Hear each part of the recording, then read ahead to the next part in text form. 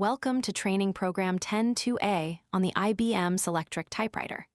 This program concerns itself with the main source of negative power in the Selectric Typewriter. We use the term negative power to signify that this power, or the ability to do work, originates from energy stored in springs. This designation enables us to separate spring-activated mechanisms from motor-driven mechanisms. Throughout our activities of servicing electromechanical equipment, we should keep in mind that whenever a mechanism is activated by torque delivered by a motor, this mechanism will also have springs in order to bring its parts back to their rest position. Conversely, whenever a mechanism is activated by the power stored in a spring, some alternate source of power, usually the motor, is needed in order to restore the spring tension, or the power which was used up in the process. Let us look at a positive action mechanism first. When positive power, or the power of the motor, is used to perform the activity or the job of the mechanism, the motor must carry out the motion and also build up or store the energy needed in order to restore the parts involved. On the Selectric Typewriter, the motor will cause the type element to fly against the platen in order to print. While the motor does this, it also builds up the spring tension needed in order to, afterwards, bring the element and its supporting parts back to their rest position. At the end of a positively driven operation, we have used all we needed of the positive power of the motor, and we have used up all the spring tension which the motor had stored in the springs during the early part of the operation. This is a drawing of the printing mechanism. Notice the spring colored yellow. Let us state it once again. During the time in which the print cam causes the element to fly against the platen, the print cam also stretches this restoring spring, which will bring the element back to rest after the printing. Such a design requires heavy-duty parts and careful lubrication in order to minimize wear and tear. This is due primarily to the fact that the two functions, the printing and the spring loading, are performed simultaneously.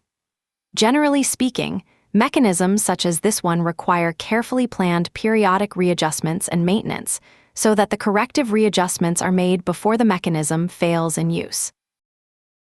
In this frame, we see a few parts which constitute a portion of the velocity selection mechanism.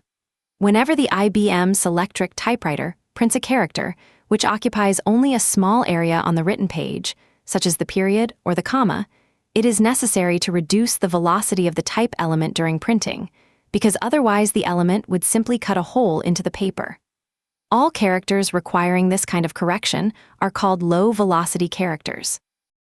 We will see more about this in Program 10-4A on the Output section of the IBM Selectric Typewriter. When a low-velocity character is chosen by the operator, the energy or tension previously stored in the spring, indicated by the red pencil, is utilized in order to carry out the low-velocity selection. Once the printing operation has been completed, the cam indicated by the yellow pencil restores the spring tension, so that the mechanism and its stored spring tension can be used again in the following cycle. This kind of negative action mechanism is much less susceptible to failure due to wear and tear, and it does not lose its adjustments as easily. The most important concern of the serviceman when he works on negative action mechanisms is the necessity of keeping the mechanism free of binds and dirt, so as to enable the spring to operate reliably. This is the mainspring of the IBM Selectric Typewriter. On the Selectric, there are only a few mechanisms which are actuated by the power of springs or negative power. The movement of the carrier from left to right or across the page is one of these. A spiral spring inside this cage is the device which holds or stores the torque needed for the spring, and it is used to cause the carrier movement from left to right. To tap the positive power coming from the motor, we use ratchet clutches and spring clutches. For the negative power coming from the spring, we also use a form of clutch. It is called the escapement mechanism. The escapement mechanism very simply allows us to use some of the power stored in this mainspring. Notice the size of the indicated ears on the cage of the mainspring. IBM produces two kinds of mainsprings, one contained in a spring cage with long ears and another contained in a spring cage with short ears. You will find that when you order the part, there is only one part number for the mainspring, which means they are used interchangeably. Notice that when the carrier is at the right margin, the spring contained in the cage with long ears requires 5 turns to come up with the correct amount of tension, while the spring contained in the cage with short ears requires 7 turns before it has the right amount of tension. We will soon show you a very fast and simple way of loading up the springs. We can summarize what we have said so far by stating that we have learned to distinguish between positive power and negative power on an electromechanical machine. In the case of the IBM Selectric Typewriter, we think of positive power as the power contained in the idling hub pulley and the operational shaft, and of negative power as the power contained in any stretched, twisted, or compressed spring. The most important source of negative power is the mainspring, which moves the carrier from left to right. When we wanted to use some of the positive power, we utilized ratchet and spring clutches, which we studied in programs 10.1a and 10.1b. When we want to use some of the negative power stored in the mainspring, we utilize the escapement, which is really a modified ratchet clutch. The pawl for this ratchet clutch is indicated by the blue pencil. It is called the escapement pawl, and it engages with the escapement rack indicated by the red pencil. This is a picture of a partially disassembled machine. You should take some time out and locate the escapement pawl and the escapement rack on your machine. It is quite easy to see the engagement between the two when you tilt your machine so that it stands on its back, and when you then position the carrier sideways so as to be able to see it from below. This is the escapement shaft. Its function is that of transmitting the negative power of the mainspring to the front of the machine, where it will be used by the carrier. The negative power of the mainspring, red pencil, is capable of turning the escapement shaft top to the left of the machine. If we observe the machine from the front, which is at the right in this picture, the mainspring causes the tabulation cord drum, indicated by the blue pencil, to rotate counterclockwise. As mentioned, there are times when the mainspring tension has to be restored. This is accomplished during the carrier return operation, using the carrier return clutch and its positive power. The drum indicated by the yellow pencil is the carrier return drum. Wound around the tabulation drum, we find a cord or cable called the tabulation cord or escapement cord. Because of the counterclockwise torque exerted by the mainspring onto the tabulation drum, we find that the tabulation cord or escapement cord is constantly being pulled by the tabulation drum. As we trace the tabulation cord, abbreviated tab cord, we find that it is connected to the right side of the carrier. We draw the conclusion that the carrier is constantly being pulled towards the right by the negative force of the mainspring. So why doesn't the carrier simply move towards the right and relieve this tension? Here is the answer. As you look at the machine from above, and if you take a real sharp look at the rear of the carrier, you might be able to locate the escapement pawl just above the tip of the yellow pencil. If you have to go to the escapement parts in order to find this pawl, be careful not to damage the springs. And should you encounter any difficulty with this, save it for later, and we will disassemble the escapement mechanism. Older machines have the escapement pawl covered up so much that you might find it too hard to locate the escapement pawl from above the machine. At any rate, because the escapement pawl is engaged with the escapement rack, the carrier cannot move towards the right. Observe, however, that the carrier could move towards the left if we supplied a force to do the job. Due to the orientation of the teeth in the escapement rack, the pawl could simply ratchet over the teeth of the escapement rack. This can also be observed from below the machine. As you try to locate the escapement pawl in your machine, be sure not to confuse it with the backspace pawl. Notice that the backspace pawl does not even touch the backspace rack with which it is engaged. The backspace pawl, as we will see later in this program, is only used during backspace operations. Outside of that, it just idles along with the carrier movement. Whenever the carrier is moved towards the right, the escapement pawl and the backspace pawl have to move out of their respective racks. Here we are observing the machine from the rear. The red pencil indicates the carrier return cord wound around the carrier return drum.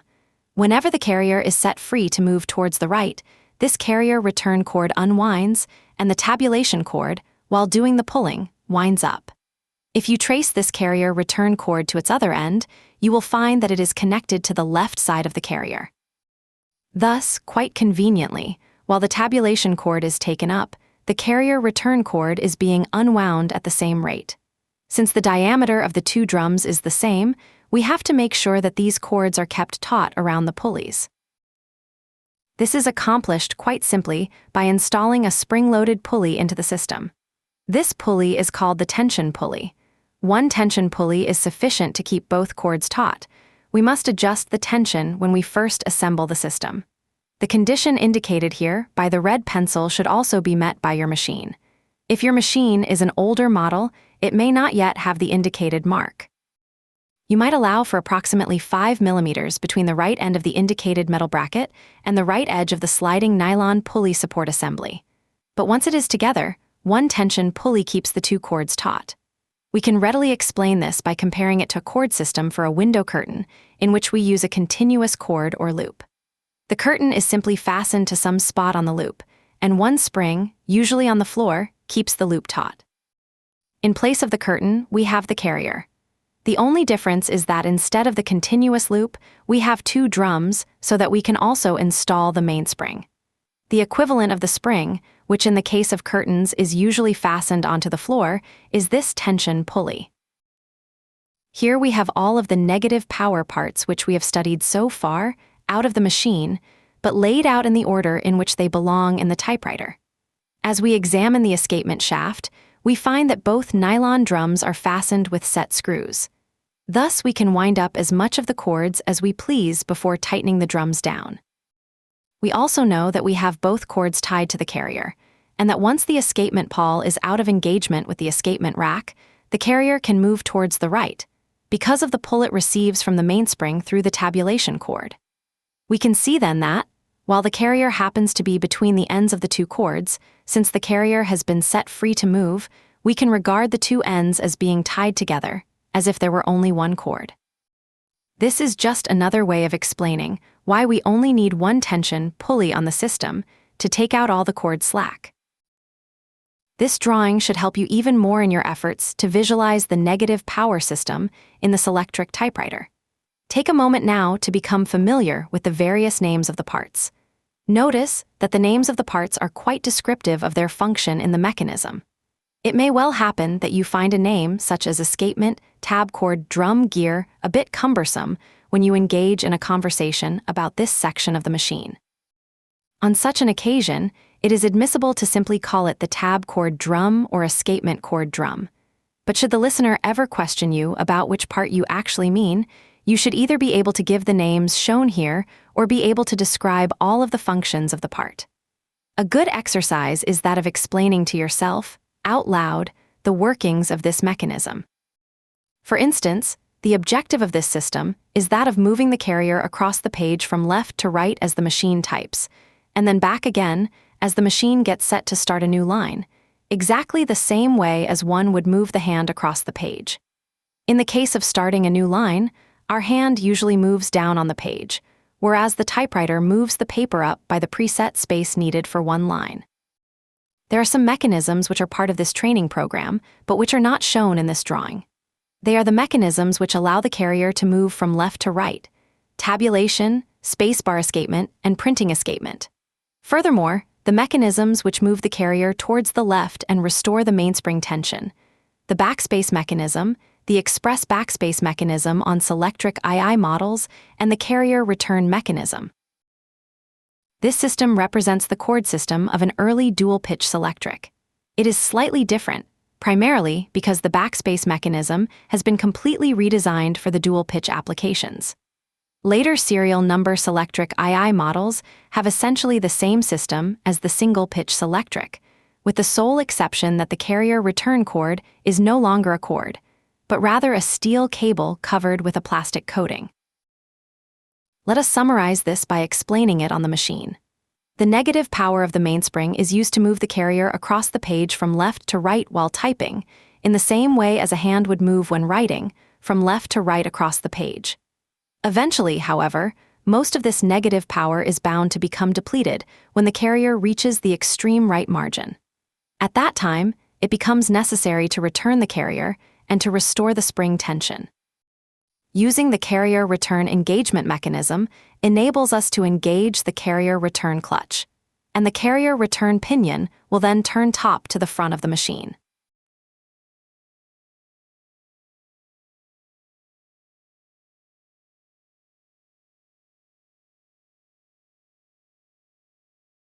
If you said the escapement pawl, you nailed it.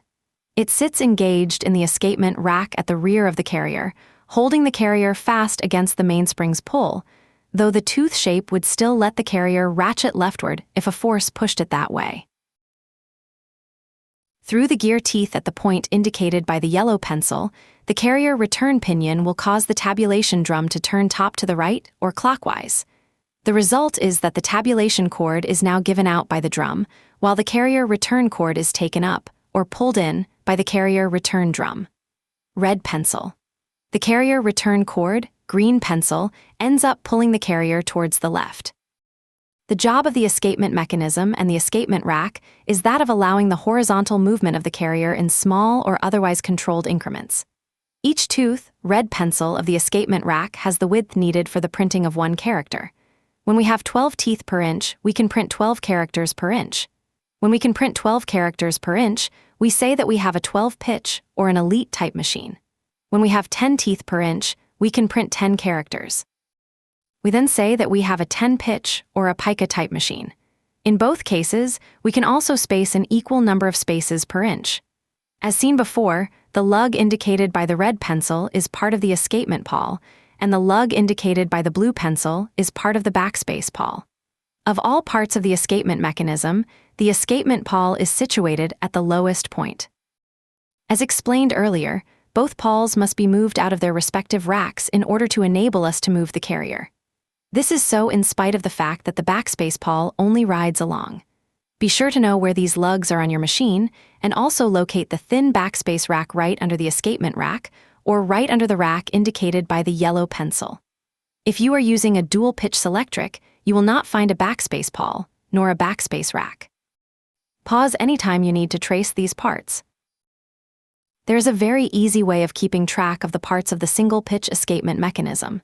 In this picture, the indicated gap is occupied, on the right, by the escapement bracket or escapement frame. Except for washers and springs, there are only two major parts mounted under the escapement bracket, or frame, and two major parts mounted on top of the escapement bracket. The parts on top are used strictly for tabulation. The parts underneath the escapement bracket, in order of descent, are the backspace pawl, and, at the very bottom, the escapement pawl, which holds the carrier in position. We will soon ask you to disassemble the escapement of your machine in order to enable you to have a better view of these parts. The parts on your machine may differ somewhat from the shape of those parts shown here, but their function is essentially the same. In order to enable you to see the components a bit better, you may loosen the screw indicated by the green pencil and remove the tab stop gang clear plate. Retighten the screw after you have removed the plate. The red pencil indicates the tabulation torque bar. The indicated region of the tab torque bar on your machine may also be covered by a plate. This plate is the tabulation trigger overthrow stop. The job of this plate is to limit the motion of the parts called the tab trigger and tab lever. The tabulation engagement mechanism is a manual mechanism, and there is no single way by which the engineer could predict how the operator will depress the tabulation key. The operator could, for instance, punch it down, press it down normally, or squeeze it down very slowly. In any of these cases, the tab mechanism has to work correctly. The tab trigger stop plate is needed for the case of vigorous depression of the key lever. The lug indicated by the red pencil provides the stop. Its position is adjusted by the screw indicated by the yellow pencil. Let us examine how it all works when everything is still in the machine.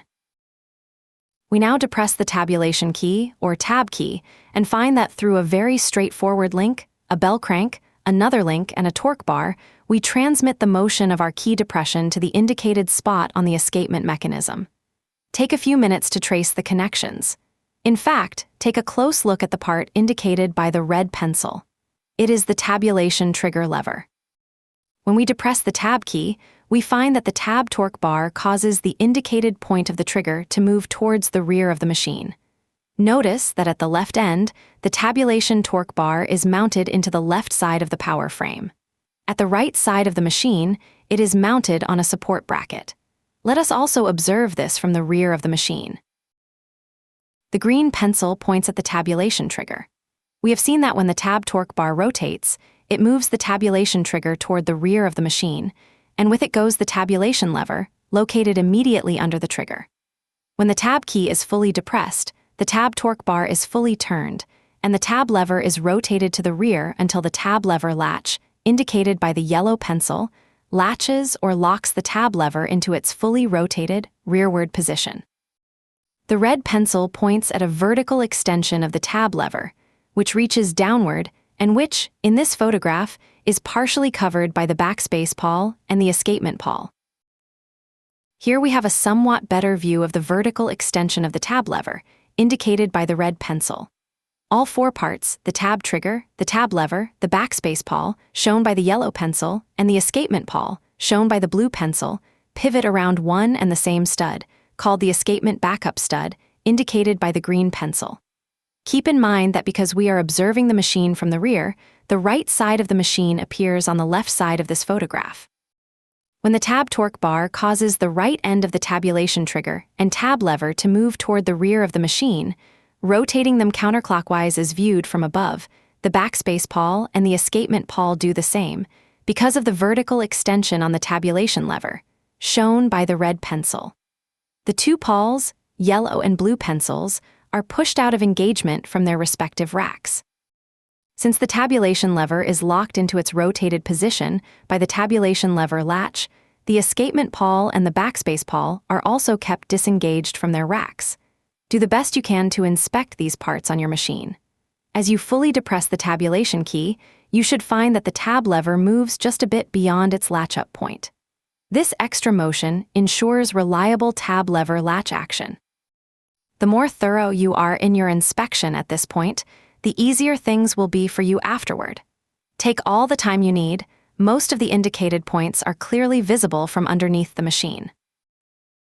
We mentioned that the escapement pawl and the backspace pawl both pivot on the stud indicated by the red pencil. As soon as the escapement pawl is rotated out of the escapement rack, the carrier should be free to move toward the right. This is done by the action of the tab cord or escapement cord, indicated by the yellow pencil. When we depress the tabulation key, the turning of the torque bar and the releasing of the escapement pawls is not quite enough to get the carrier to move freely toward the right. As we learned in Package 10.1a, this clutch spring fits tightly around the arbor of the tabulation governor pinion on the right, and also tightly around the collar arbor to the left of the pencil. Even when the tabulation cord drum in the background tries to turn counterclockwise under the power of the mainspring, it cannot do so unless the tab governor pinion on the right is also allowed to turn top toward the front. Since the indicated clutch spring is collapsed, the tabulation governor pinion cannot turn top to the front unless the collar arbor also turns top toward the front. Notice the clamp around the tabulation governor spring to the left of the pencil. This clamp increases tabulation reliability for short distances. It also increases the lifetime of the tabulation governor clutch by eliminating the possibility of wear between the hard metal of the clutch spring and the relatively hard metal of the collar arbor. When the power shaft, or operational shaft, idles, all of the clutch spring friction takes place between the governor pinion arbor and the clutch spring. Wear between these materials of different hardnesses is at a minimum when the idling surfaces are properly polished and free of burrs. You may come across older machines that do not have this clamp over the left end of the tabulation governor clutch spring. If any wear has taken place, it may take just a bit too long for the spring to close the clutch, and we may lose the reliability of the tab operation, particularly when we try to tabulate over only a few spaces. We saw then that the machine will not allow the sudden unwinding of the negative power of the mainspring, or the accelerated movement of the carrier from left to right. The tabulation governor clutch restricts the rotation of the tabulation governor pinion to the RPM of the operational shaft, and thus the movement of the carrier from left to right is also restricted to the RPM of the operational shaft. In fact, you can verify this now by turning the operational shaft at various speeds. The carrier will move from left to right at a rate directly dependent on the revolutions per minute of the operational shaft. This is the tabulation stop rack, or simply the tab stop rack. It is quite common for tabulation stops to be inadvertently rotated too far top to the rear when someone works on the machine. The end effect is that during carrier movement, they interfere with the path of the escapement bracket, preventing us from experimenting with the escapement. If this is happening on your machine, don't hesitate to use a screwdriver, as shown here, to place them all into the position indicated by the yellow pencil. Once we depress the tabulation key, the carrier should continue to move toward the right until it encounters a set tabulation stop, as shown here, or until it reaches the rightmost position in the power frame. Every time the carrier is stopped by one of these set tabulation stops, we first release the tab key and then depress it again to enable the carrier to continue its movement. Various kinds of tabulation racks have been produced. The least dependable of them is the tab rack packed with silicone grease. On silicone grease racks, the tabulation stops may become set, turned into the position indicated here, without any action by the operator, particularly the stops positioned over the motor. The heat of the motor, after it has been on for some time, can affect the consistency of the silicone grease, so some stops tend to lose their rest position.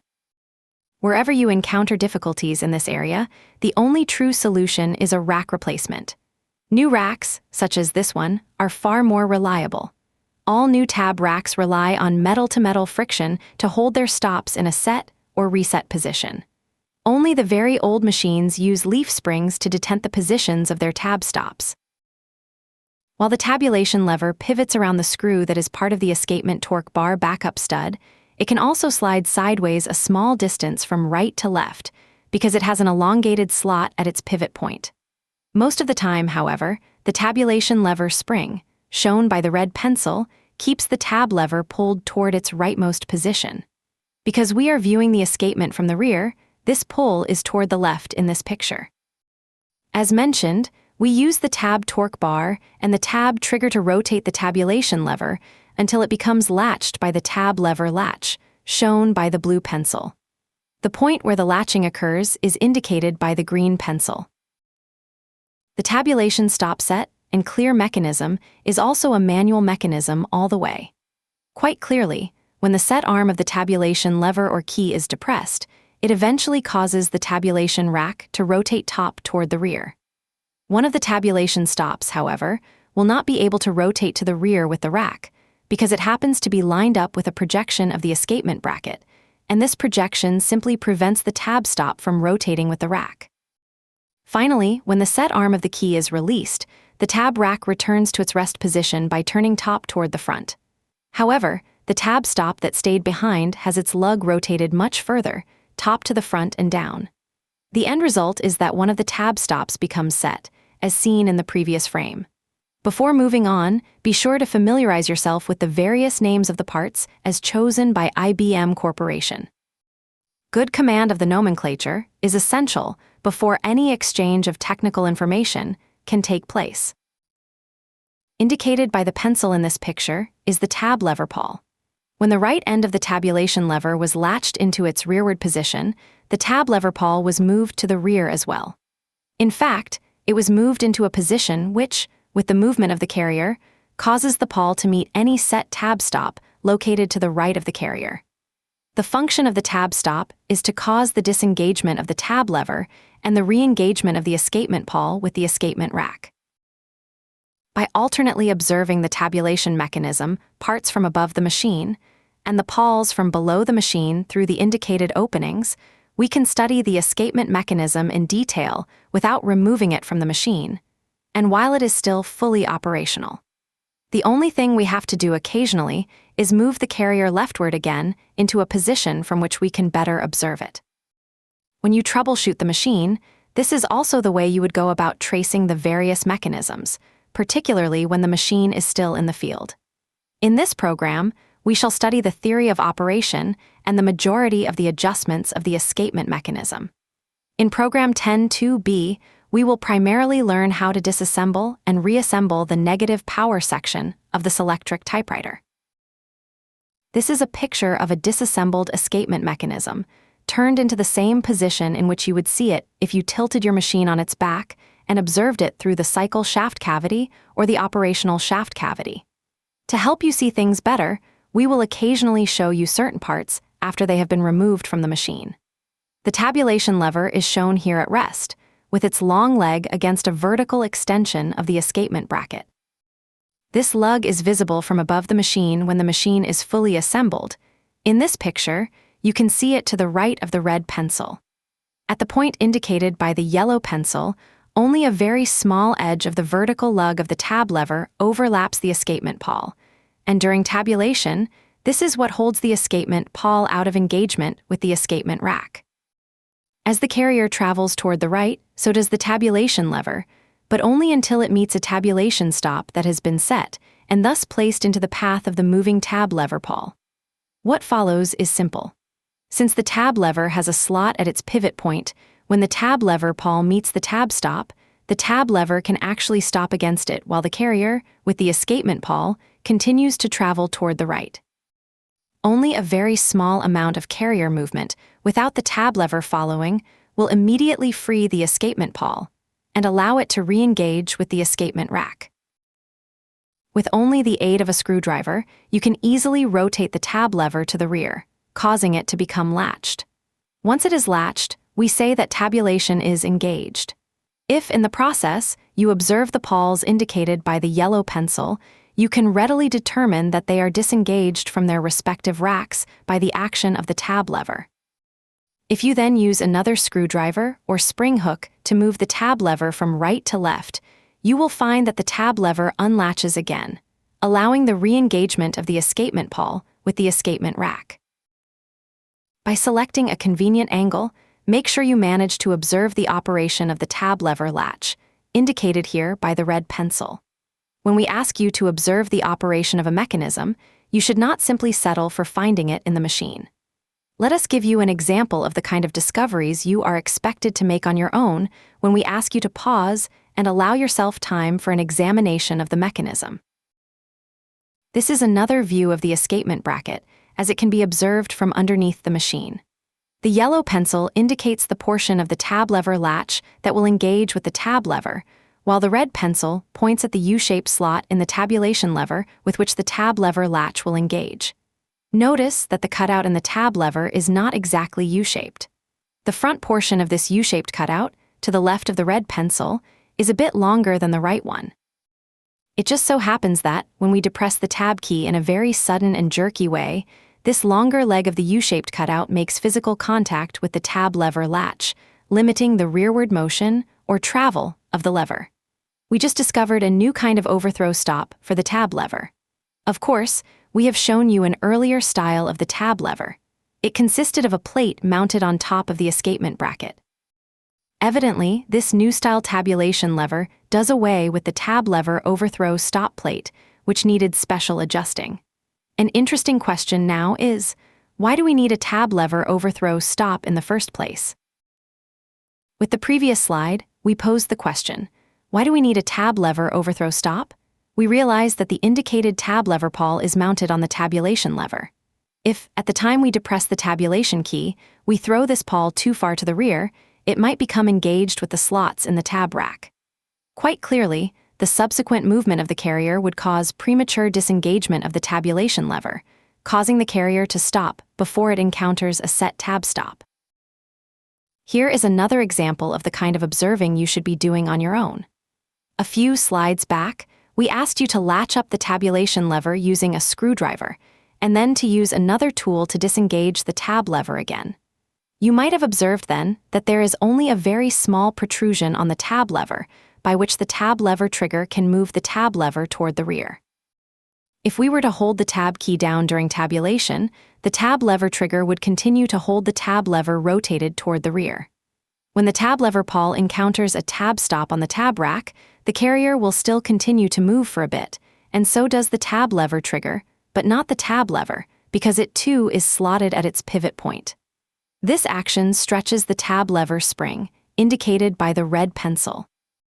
The end result is that the tab lever trigger loses its hold on the tab lever at the point indicated by the yellow pencil. So even when we hold the tab key down during a tab operation, the tab lever will be able to reset itself and allow escapement pawl re-engagement after the carrier has moved against the tab stop. The spring anchored at the point indicated by the red pencil pulls the tab lever toward the right and toward the front, until the long leg of the tab lever comes to rest against the escapement bracket. Again, take your time to examine the operation of the tabulation mechanism on your machine, and do not hesitate to review this whole subject from the beginning if you need to. When we examine the extreme right end of the tab stop rack, we find this wide tab stop. The purpose of this lug is to disengage, or reset, the tabulation lever when the carrier reaches the right margin. Because of the way the last tab stop in the rack is built, it functions as if it were a permanently set tab stop. Notice also that it is fixed onto the tab rack instead of being movable like the other tabulation stops. We simply would not be able to backspace out of the rightmost position of the carrier unless the tabulation lever is allowed to reset first.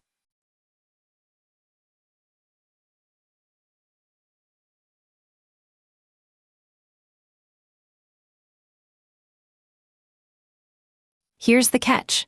The tab lever pawl rides on the tab lever, and a jerky key depression could throw it so far rearward that it engages the slots in the tab rack. Then the moving carrier would knock the tab lever loose prematurely, and the carrier would stop before it ever reached a set tab stop. Let us summarize the material we have learned. First, we learned that the principal source of negative power in the Selectric typewriter is the mainspring. This negative power is used to move the carrier from left to right through the cord system. We also mentioned that the parts of the escapement mechanism can easily be separated into two groups, with the escapement bracket providing the dividing line. Above the escapement bracket, we find the tabulation trigger and the tab lever. Below, we find the backspace pawl and the escapement pawl. We then explored the tabulation mechanism and learned that we can manually start the tab operation by latching up the tabulation lever and disengaging the escapement pawl and the backspace pawl, both located below the yellow pencil. The power stored in the mainspring was then used to move the carrier left to right at a rate controlled by the tabulation governor clutch. When the carrier moved the tab lever against the set tab stop, the left-to-right movement of the tab lever was interrupted while the carrier kept moving toward the right, left in this picture. Eventually, this released the escapement pawl and the tabulation lever, bringing the carrier movement to an end. We conclude that tabulation lets us move the carrier left to right by a preset distance. Next, we shall focus on the escapement operation. Escapement stands for carrier movement in horizontal increments. Each increment allows the printing of one character. There are two ways of activating the escapement.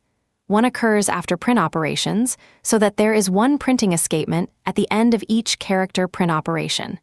This is a diagram of the printing escapement mechanism. The power to drive the mechanism comes from the escapement cam mounted on the filter shaft. Be careful not to confuse this escapement cam with the Spacebar escapement cam. Since IBM does not establish a clear distinction between the two names, let us call this cam the printing escapement cam and the other cam the Spacebar escapement cam. Motion is transmitted through the cam follower, the trip link, and the so-called trigger lever to the trigger or escapement trigger. When the trigger is pulled down, it turns the escapement torque bar just enough to briefly disengage the escapement pawls, allowing carrier movement. The amount of rotation experienced by the torque bar is carefully regulated by the trigger knockoff screw, in such a manner that the torque bar is released in time to allow carrier movement for only one tooth of the escapement rack. For some reason, many technicians have problems servicing this mechanism. Hopefully, we shall improve that situation by reviewing this extensively and repeatedly in the upcoming slides. It is most important that, from the very start, we learn to think of the trigger as one end of the linkage that comes from the printing escapement cam on the filter shaft. Please note that we prefer, and will use, the name trigger support bridge instead of the name trigger lever. Take a moment now to learn the new names in this diagram. The second way the Selectric typewriter activates the escapement is through the spacebar mechanism. The operations of printing escapement and spacebar escapement come together, or converge, at the trigger support bridge. The spacebar selector latch is pulled down by the cam follower of the spacebar escapement cam, which in turn is driven by the spacebar ratchet clutch. This motion is also transmitted to the trigger support bridge, ending up rotating the escapement torque bar, just as with the printing escapement mechanism. When you trace out these escapement mechanisms, you notice that at the point indicated by the pencil, there is a small clearance between the trigger and the lug on the torque bar.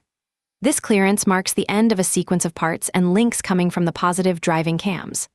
Of course, we still have the racks, the pawls, and the torque bar, but they are adjusted separately and must be thought of and treated as another sequence of parts.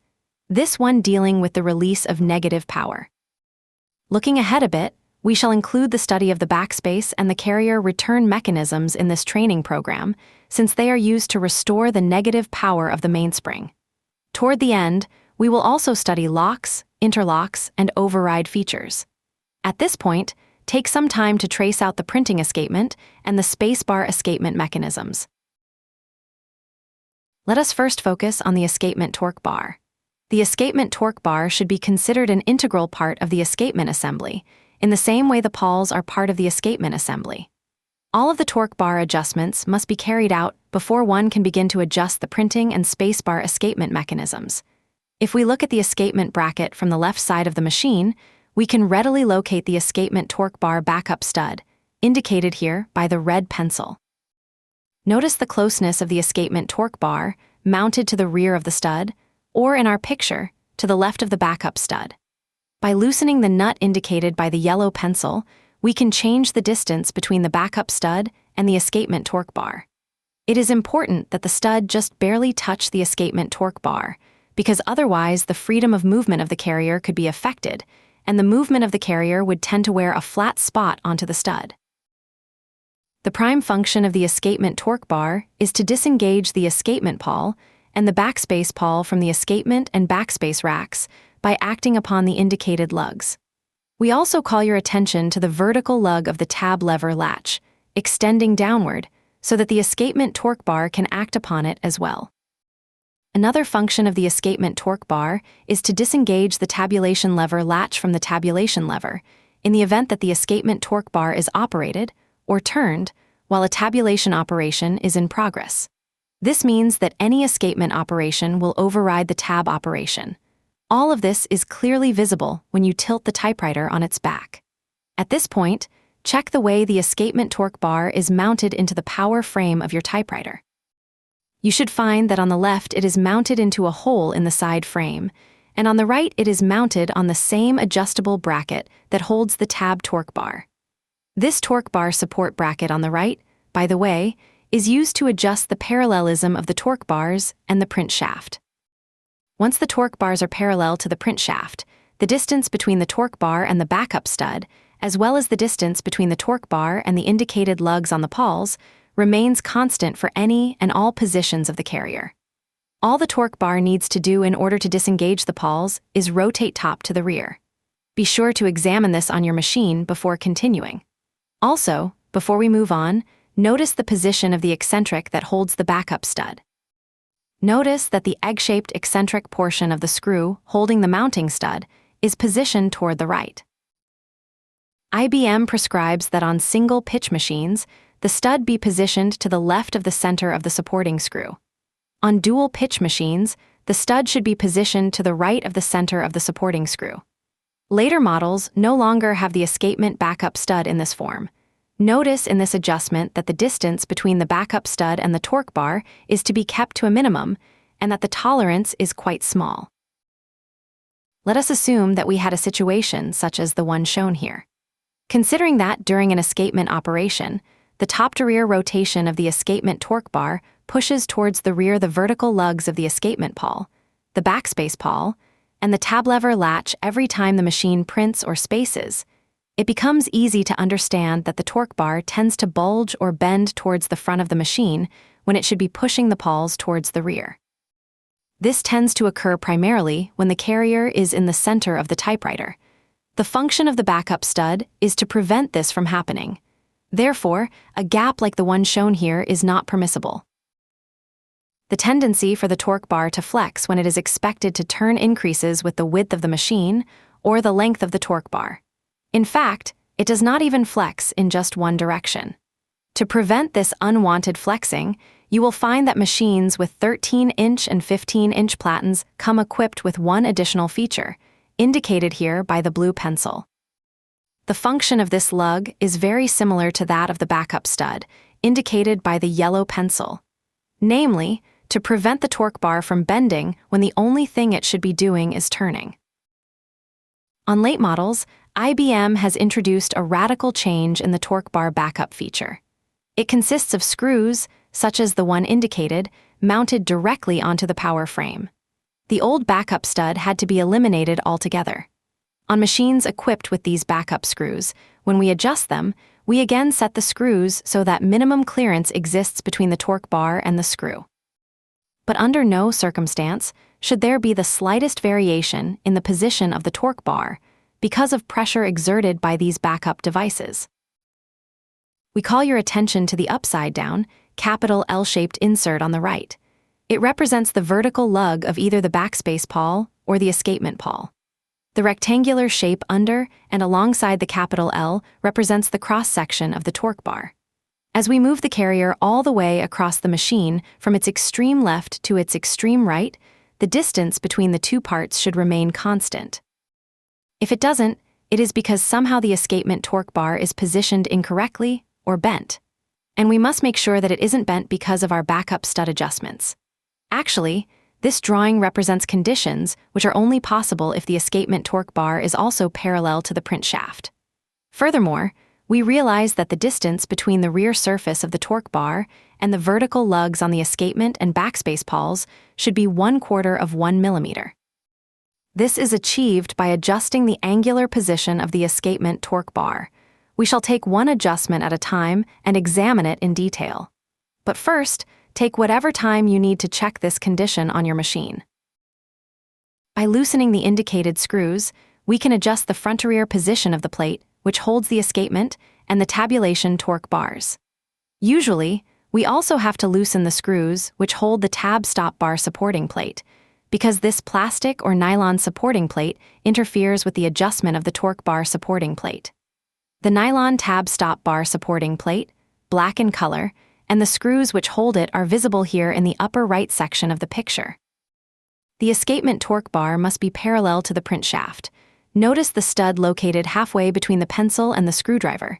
It is the pivot point for this plate or bracket. On old machines, the tabulation stop rack was mounted on the same plate.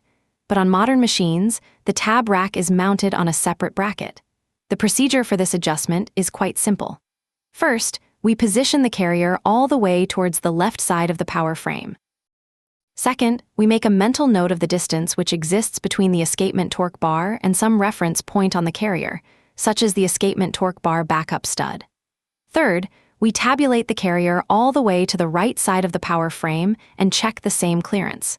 If the clearance is the same, we leave this plate in its position. If on the right side the clearance is excessive, we rotate the mounting plate counterclockwise. We rotate the mounting plate clockwise when the clearance on the right side of the power frame is less than the clearance existing on the left side. After the adjustment of the mounting plate for the torque bars, we use the same procedure to adjust the position of the tab stop bar supporting plate. It, too, should be parallel to the print shaft. The tab stop bar supporting plate uses the indicated corner of the torque bar supporting plate as its pivot point. Again, take some time out to check this adjustment on your machine. Now we turn our attention to the angular position of the escapement torque bar. On the right side of the torque bar, we find the torque bar lug. This lug serves 4 different purposes. The first purpose, to provide a point of application for the force coming from the escapement trigger during escapement operations. Second, notice the extension of the lug indicated by the yellow pencil. On this particular model, right above it, we see a bracket which is attached to the torque bar supporting plate. This bracket is held in place by a screw which fits into a slot. Thus, the position of the small bracket is adjustable. This bracket establishes the angular rest position of the escapement torque bar. The third purpose of the lug, towards the front of the escapement torque bar, you'll find a spring which tends to hold the torque bar turned top towards the front at all times. The fourth function is that of silencing the carrier return operation. We shall see more about it when we come to the carrier return mechanism. On level 2 machines, the adjustable rest position bracket has been replaced by the set screw, indicated here by the yellow pencil. This set screw is mounted pressure tight, or friction tight, into the black plastic or nylon bracket which supports the tab stop rack. It therefore does not use any kind of lock nut. By turning the screw clockwise, we change the rest position of the escapement torque bar, rotating the bar top to the rear, so as to reduce the clearance between the torque bar and the vertical lugs of the Pawls.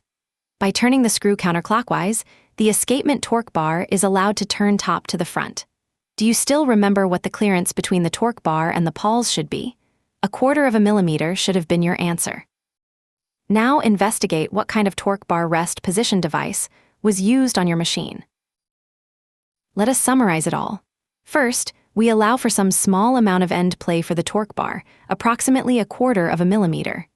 Second, we establish the parallelism of the torque bars to the print shaft, making sure that we do not forget to readjust the tab stop rack whenever we have to change the position of the torque bar. Finally, we adjust the backup stud or screws. It can easily happen that the backup stud or screws must be moved out of the way prior to making the adjustments of the escapement torque bar. This sequence should always be the first portion of the escapement adjustments, because the remaining adjustments of the printing escapement and spacebar escapement are made in relation to the rest position of the escapement torque bar.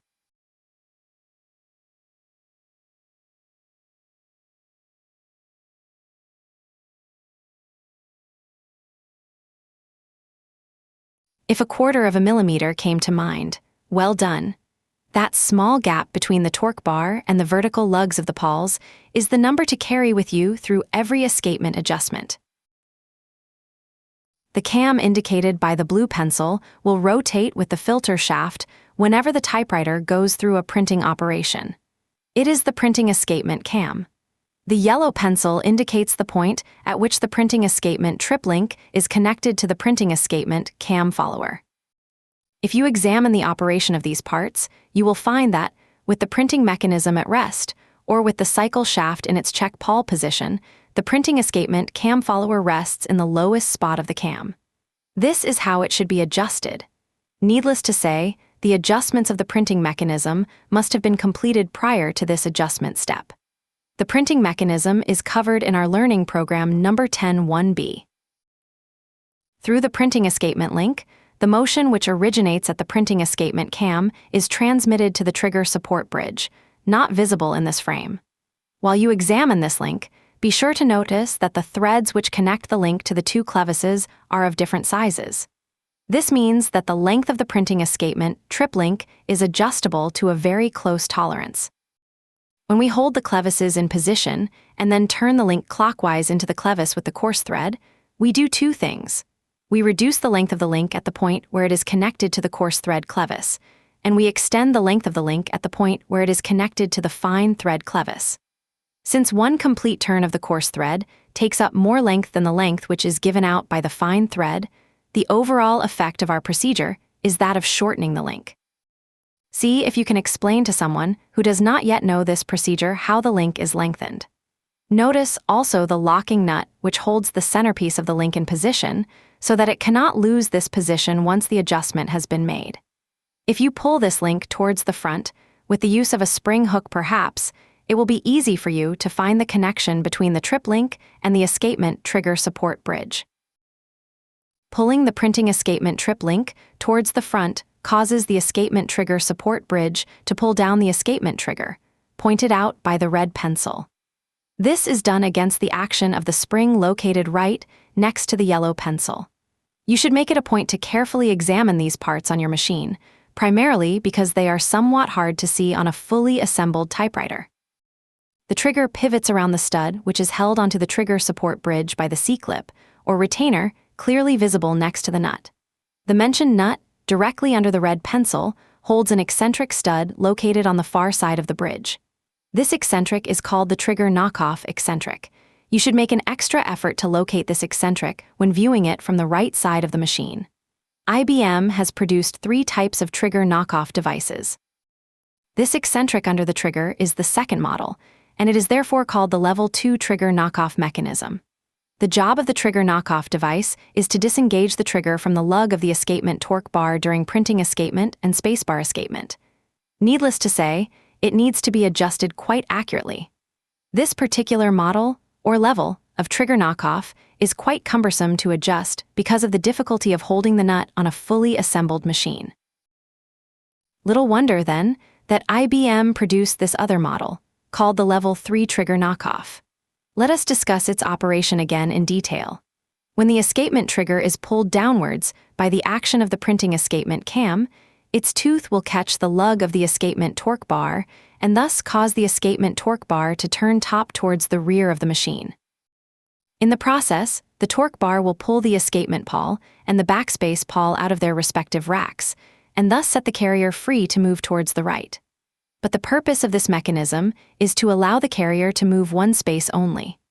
This is accomplished by holding the escapement pawl out of the rack for a very short time only, meaning that we have to release the escapement torque bar right after we have succeeded in pulling the escapement pawl out of the rack.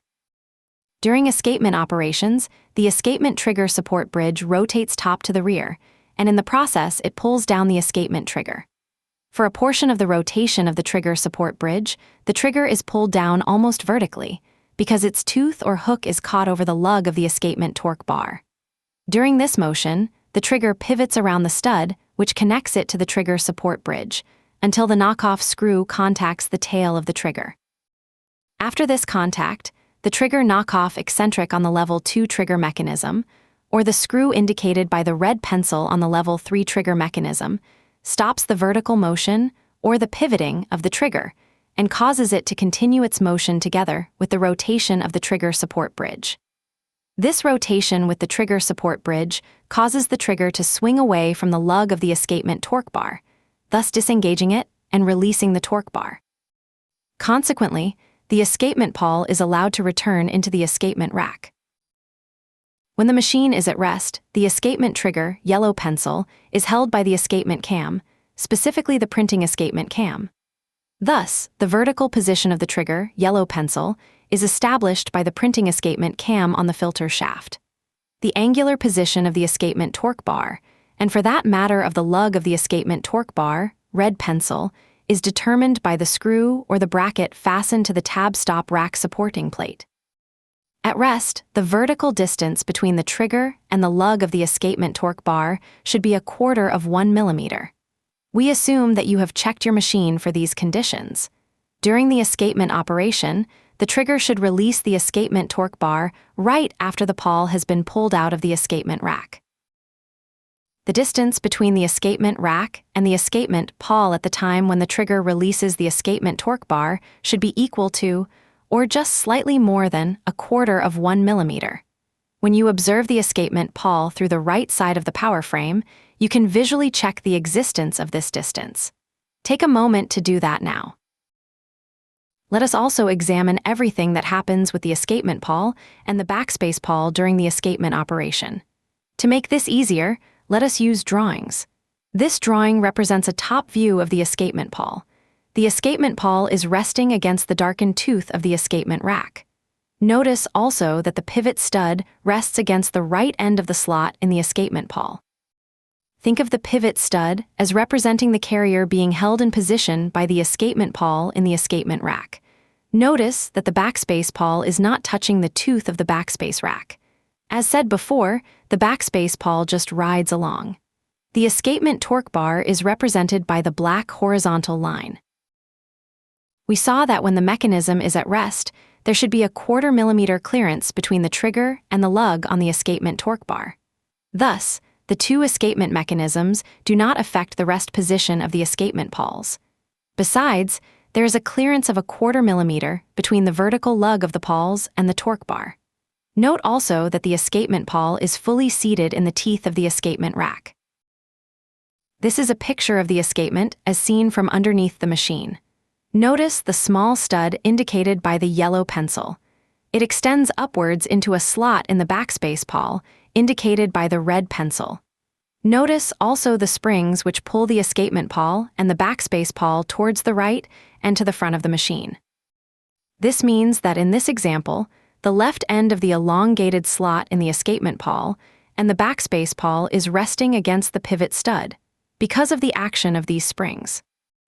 However, when the machine is completely assembled and the escapement pawl is in the escapement rack resting against one of its teeth, As shown earlier, the tension of the mainspring on the carrier and the pivot stud overcomes the much smaller force of these springs, causing the pivot stud to rest against the right edge of the elongated slot in the escapement pawl.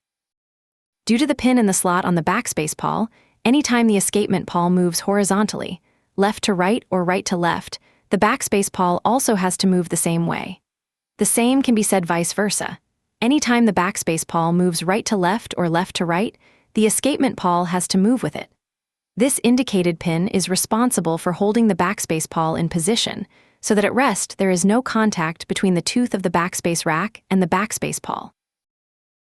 During the escapement operation, the escapement torque bar is rotated towards the rear, thus disengaging both the escapement pawl and the backspace pawl from their respective racks, as shown here. Notice, however, that as soon as the pawls have left their racks, they immediately move towards the right under the action of the pawl springs, so that now the left end of the elongated hole in the pawls is resting against the pivot pin. Ideally, the carrier should also have moved rightwards immediately, but because it has much more inertia than the pawls, it has not yet changed its position. Continued rotation of the trigger support bridge causes the trigger knockoff screw to meet the tail end of the trigger, thus interrupting its pivoting around the stud, indicated by the red pencil. After the escapement pawl has been pulled out of the rack by 1/4 millimeter, the trigger loses hold of the lug on the torque bar and allows the escapement pawl to return to the escapement rack. Since the pawls moved to the right immediately after they cleared their racks, when they now return to the rack, they cannot return to the same tooth with which they were engaged prior to the torque bar action. As for the carrier, represented by the pivot stud, it still has not moved, but now it should finally come around to it. Here we notice that the carrier, the pivot stud, has moved and is again pushing against the escapement pawl in the direction right to left. The escapement pawl, however, locks it into position because it rests against the tooth of the escapement rack, situated immediately to the right of the darkened tooth with which we started our explanation. With this, we conclude a detailed explanation of the behavior of the pawls during the escapement operation. Notice that the backspace pawl still is not making any contact with the backspace rack. It just rode along. If you wish to review this material, go back over the last few steps and stay with the subject until you can explain the escapement operation in your own words.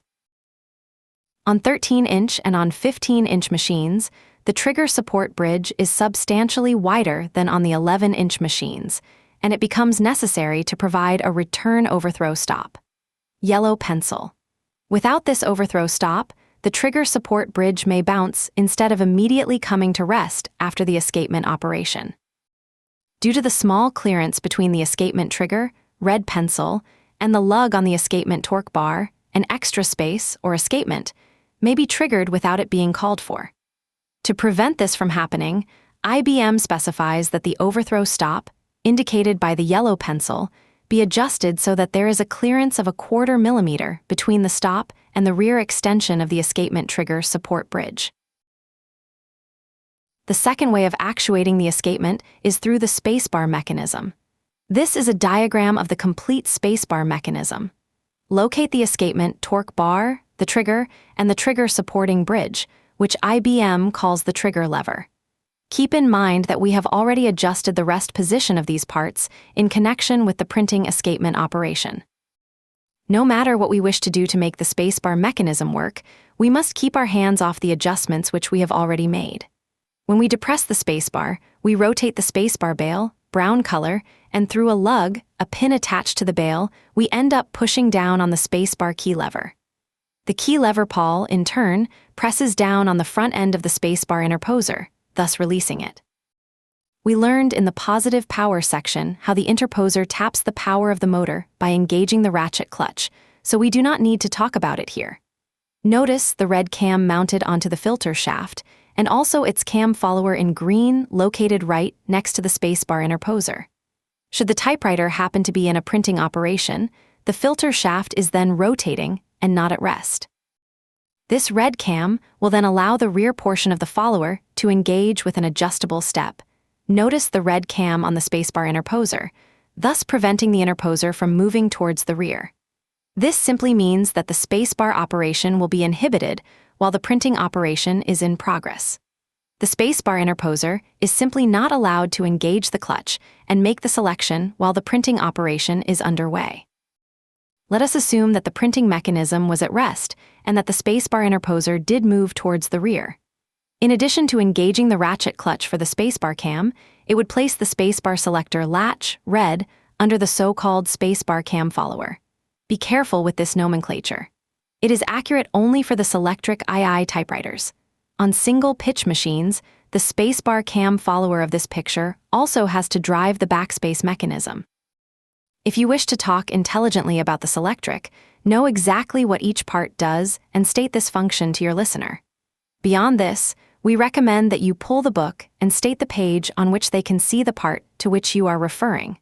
We cannot avoid confusion unless we are accurate in our conversation. Think of this spacebar cam as the double-lobed ratchet clutch cam, or even the double-lobed operational cam. Everything that deals with placing the spacebar selector latch under the cam follower and engaging the ratchet clutch, which will drive the double-lobed operational cam, called the spacebar cam in this frame, is part of the input section of the IBM Selectric Typewriter. Pulling the spacebar selector latch down through the action of the cam follower is part of the output mechanism of the Selectric Typewriter. When the spacebar selector latch is pulled down, it rotates the spacebar latch supporting bridge, or the spacebar latch lever, as IBM calls it, top to rear. Through the adjusting screw, the motion is transferred to the trigger supporting bridge, the rest position of which has already been established for the adjustment of the printing escapement mechanism. Once the printing escapement mechanism has been adjusted, there are only two adjustments needed for the output section of the spacebar mechanism. 1. The rest position of the spacebar selector latch, a fundamental adjustment. And 2. The transfer of the output motion to the trigger support bridge, called the trigger lever in this picture. The rest position of the spacebar selector latch must be such that the distance between the latch and the bail, or beam, of the cam follower is minimized, for the primary purpose of minimizing the loss of output motion. At rest, the height of the latch is adjusted by the screw marked R, which also establishes the rest position of the spacebar latch supporting bridge, called the spacebar latch lever in this drawing. Once the rest position of the selector latch has been established, the screw which transfers the output motion to the trigger support bridge, labeled adjusting screw, must be turned until the distance between it and the trigger supporting bridge is at a minimum. Take great care not to overadjust this adjusting screw. Notice that at the point where the printing escapement trip link connects to the trigger support bridge, there is a slot instead of a simple hole. This slot lets us rotate the trigger support bridge during spacebar operations without having to push the printing escapement trip link toward the front. In the process of reducing the clearance mentioned on the previous slide, if we overdo the adjustment, we end up affecting the clearance between the trigger and the lug on the escapement torque bar. That clearance was adjusted with the printing escapement mechanism. And as we saw earlier, the printing escapement mechanism and the spacebar escapement mechanism converge, because both mechanisms act upon the trigger support bridge. Let us see what IBM has to say about the adjustment sequence of this mechanical conversion. In the adjustment manual, you'll find that frame number 96 tells us how to adjust the printing escapement trip link, which really determines the vertical position of the trigger. Notice also the commentary in the lower left corner. Furthermore, notice the number 121, which we have added to the lower left corner of this adjustment frame. The adjustment in frame 284 has to do with the angular position, or the horizontal position, of the upper portion of the escapement trigger. That adjustment is performed in connection with the correcting tape mechanism. Adjustment 121, however, affects the vertical position of the trigger, and you should add that number 121 to your adjustment manual, as we have done here. Assuming that the printing escapement cam on the filter shaft is properly positioned, first we adjust the trip link so as to obtain the 1/4 millimeter clearance shown here. Assuming that the rest position of the spacebar selector latch has been adjusted, we set the spacebar adjustment screw so that there is zero clearance between the adjustment screw and the trigger support bridge, but without affecting the position of the trigger support bridge. Notice the small number 96 in the lower left corner, indicating that we should not affect the printing escapement mechanism when we perform this adjustment. Our best bet is to recheck adjustment number 96 whenever we have worked on the spacebar escapement adjustment. Remember that a released interposer performs two functions. 1. To choose a selector latch. 2. To activate or engage a clutch which will supply the positive power to drive or pull the chosen selector latch. The spacebar selector latch will be driven downward positively, but only in order to disengage the escapement pawls of the carrier, thus triggering the escapement of the carrier. As mentioned, all of the vertical motions of any selector latch are really part of the output section of the Selectric Typewriter. We introduced this material earlier because, in the case of the escapement, we needed the output mechanism in order to trigger the release of the negative power of the mainspring. The green pencil indicates the adjustment screw for the rest position of the latch supporting bridge, yellow pencil. This adjustment screw must hold the spacebar selector latch within 1/4 of 1 millimeter of the beam, or bail, of the double-lobed operational cam follower, in order to minimize the loss of motion. The adjustment of the horizontal position of the spacebar selector latch, and all other latches, for that matter, is covered in Training Program 10.3a on the input section of the Selectric Typewriter. As you press down on the spacebar latch support bridge, through the resulting motion you will easily find the adjustment screw, which transmits the motion from the latch assembly to the escapement trigger support bridge. You will notice that the pulling force of the bail of the cam follower has to overcome the tension of a number of springs, such as this trigger support bridge restoring spring. Can you list all of the restoring springs, which are stretched by the force obtained through the spacebar escapement selector latch? Take a moment to count them. The first spring, if we start counting at the escapement selector latch, is the spring which restores the selector latch supporting bridge. The second is the spring which restores the trigger supporting bridge, the red pencil. The third is the spring which restores the trigger itself back to its rest position. The fourth is the escapement torque bar restoring spring. The fifth is the escapement pawl restoring spring. The sixth is the backspace pawl restoring spring. The seventh and last spring is the tab lever latch restoring spring. How did you do in comparison to this rundown? Don't feel bad if you missed the last one. We omitted the escapement selector latch restoring spring because we consider it part of the input section of the typewriter.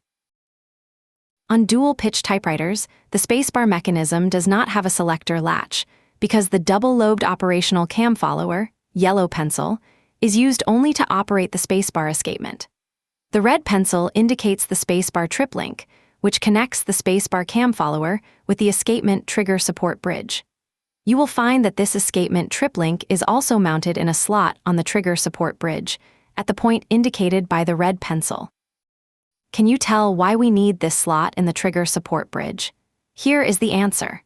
We need to be able to turn the trigger support bridge so as to pull the trigger down during printing escapement operations without affecting the spacebar escapement mechanism.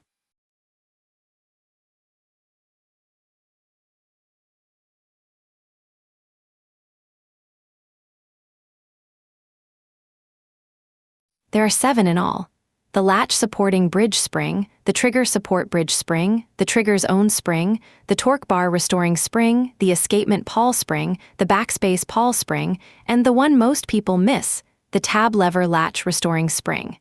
If you missed that last one, you're in good company.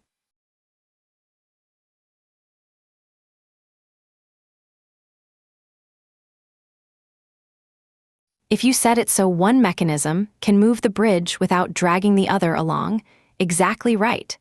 The slot lets the printing escapement pull the trigger down without disturbing the spacebar escapement mechanism at all. The 3 mechanisms which use the mainspring as their source of negative power are tabulation, printing escapement, and spacebar escapement. The printing escapement mechanism and the spacebar escapement mechanism avail themselves of positive power in order to trigger the release of negative power. We can say, therefore, that the printing escapement and the spacebar escapement use both positive and negative power to operate.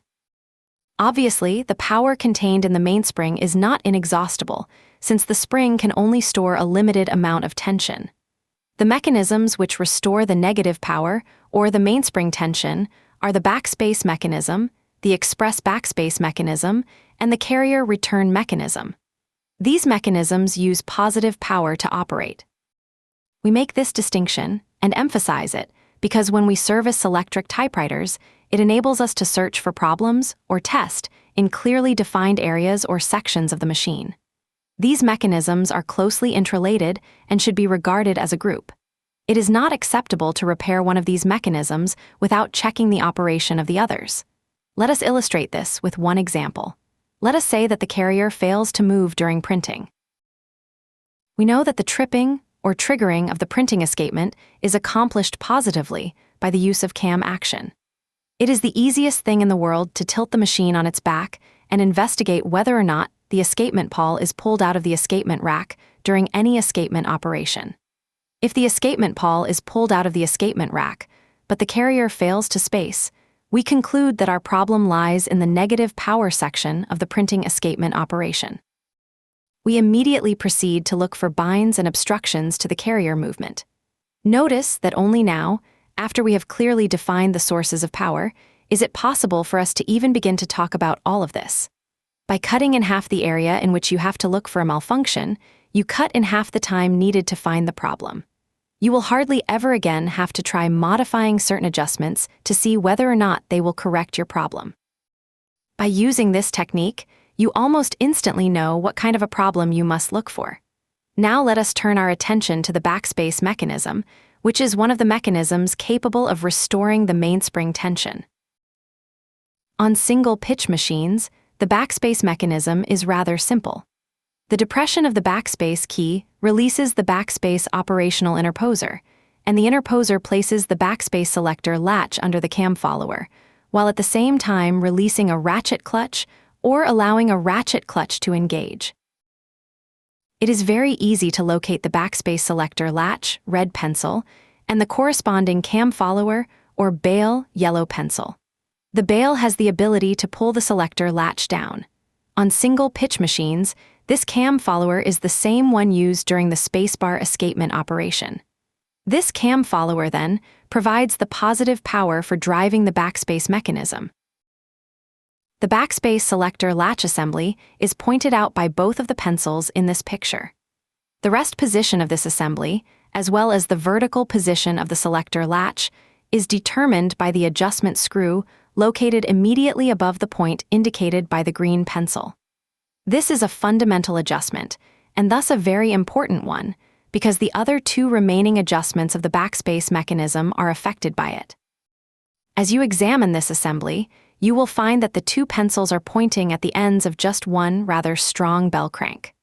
Furthermore, you will find that the adjustment screw immediately above the yellow pencil affects the position of the intermediate backspace lever.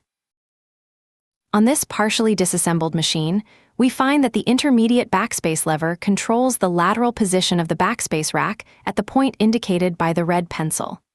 The backspace rack, blue pencil, extends the full width of the power frame, and it is mounted underneath the escapement rack on shoulder screws, such as the one indicated by the yellow pencil.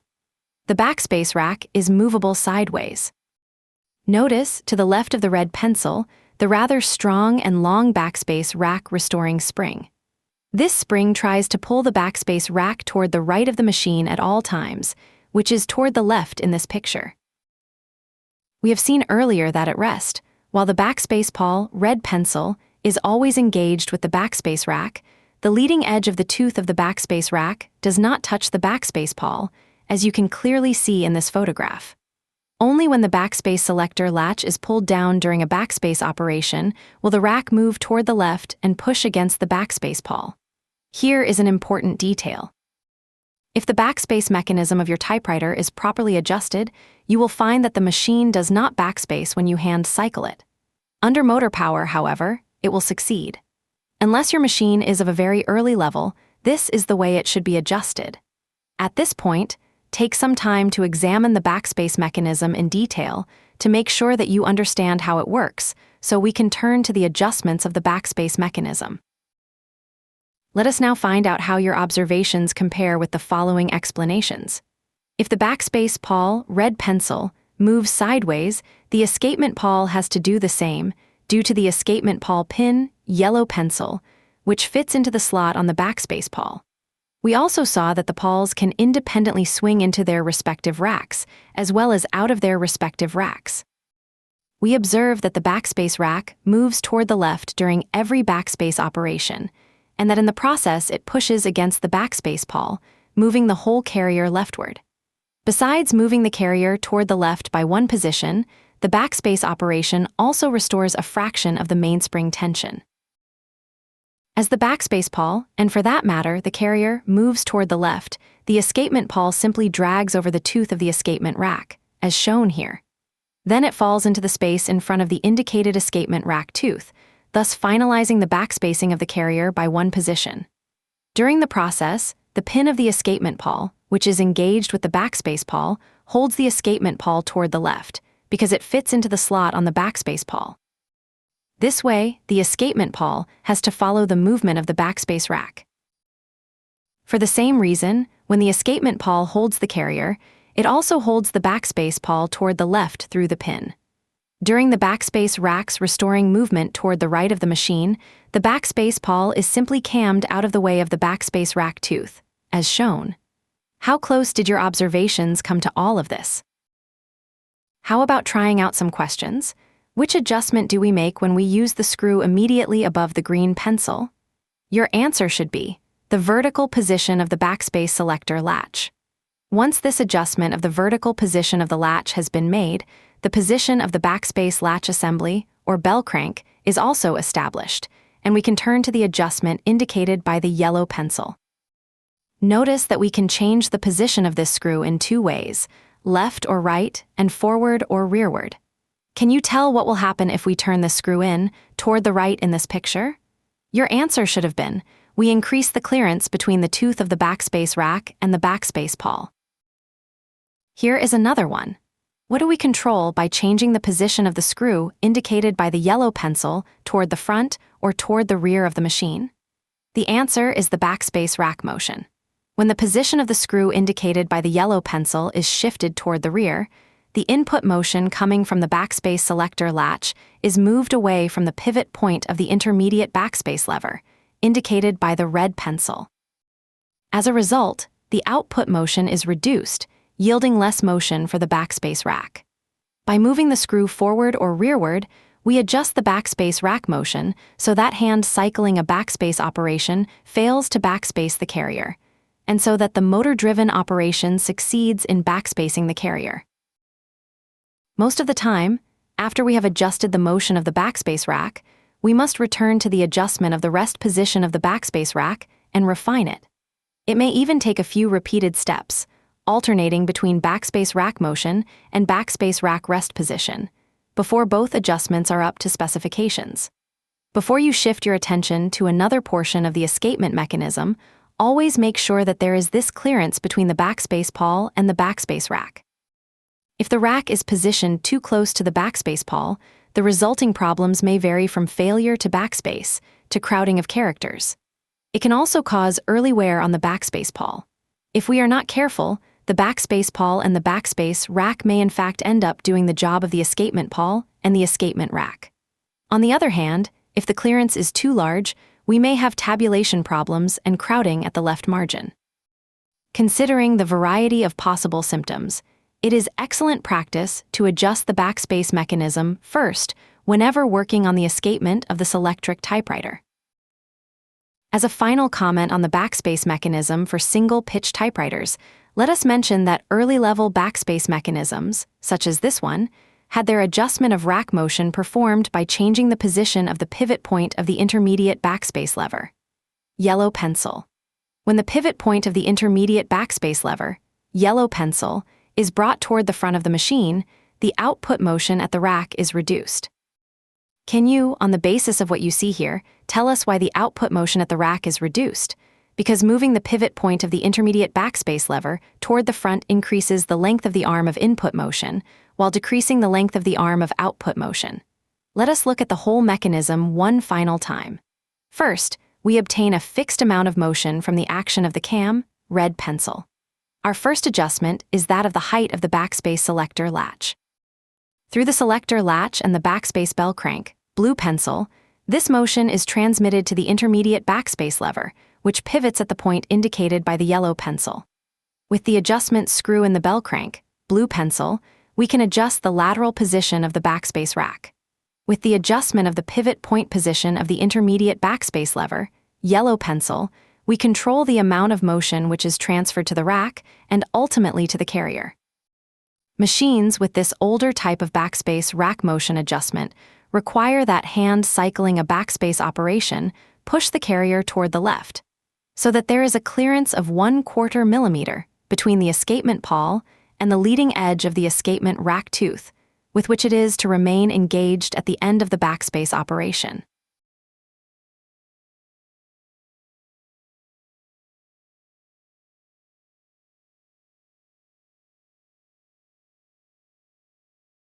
If you said we increase the clearance between the backspace rack tooth and the backspace pawl, you got it.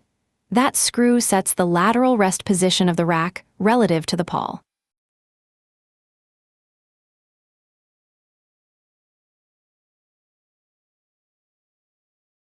That's the backspace rack motion. Moving the screw rearward carries the input away from the intermediate lever's pivot, so less motion reaches the rack. You tune it until a hand-cycled backspace fails, but a motor-driven one succeeds.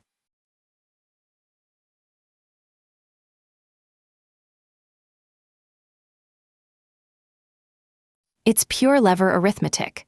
Bringing the pivot forward lengthens the input arm while shortening the output arm, so the same cam motion delivers less travel to the backspace rack. If you reason it out from the arms, you're thinking like a mechanic.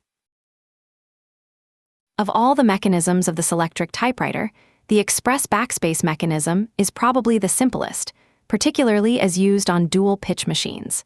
The depression of the key lever and the key lever pawl causes the express backspace bell crank to press its shoe against the carrier return clutch spring, thus creating the drag needed to close the carrier return clutch. This condition will prevail as long as finger pressure remains on the key lever. The closing of the carrier return clutch causes the tabulation cord drum, blue pencil, to rotate top to the right. The tabulation drum transmits that motion to the carrier return drum, yellow pencil, through the escapement shaft. The carrier return drum will pull on the carrier return cord while the tabulation cord is being released or given out by the tabulation drum. Meanwhile, as we pointed out earlier, the negative power in the mainspring, red pencil, is being replenished. As the carrier moves from right to left, the escapement pawl and the backspace pawl will ratchet over the teeth of their respective racks. That is one reason why the racks must be kept properly lubricated at all times. In the escapement mechanisms of dual-pitch machines, there is only the escapement pawl.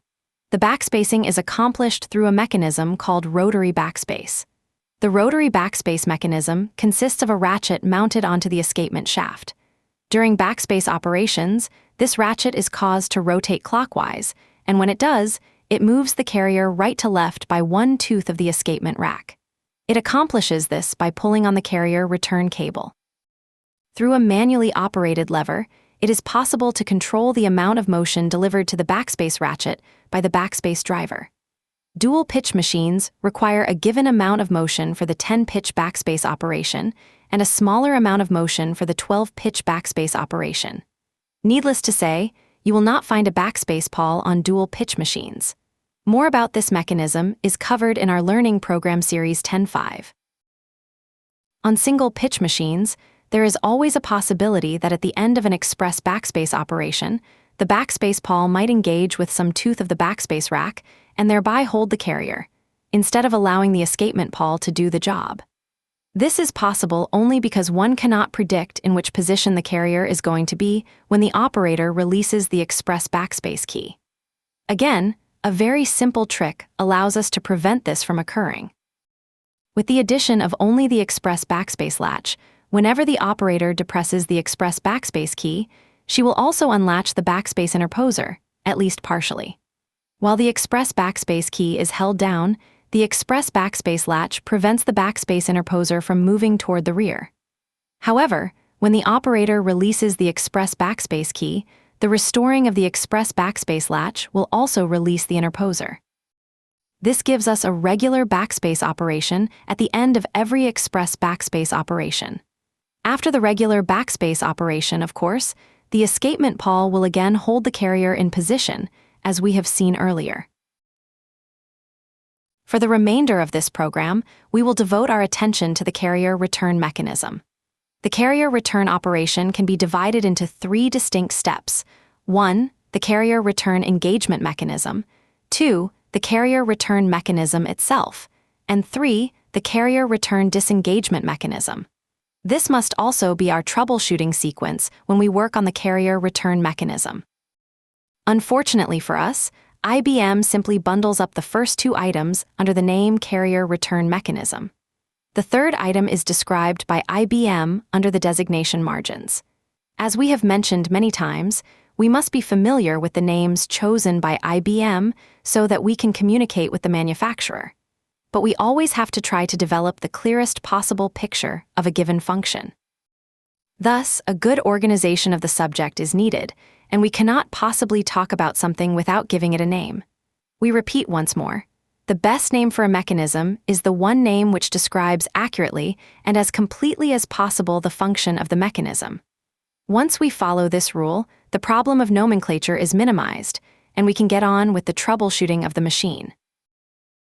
The carrier return engagement mechanism starts out with a mechanism very much like this one.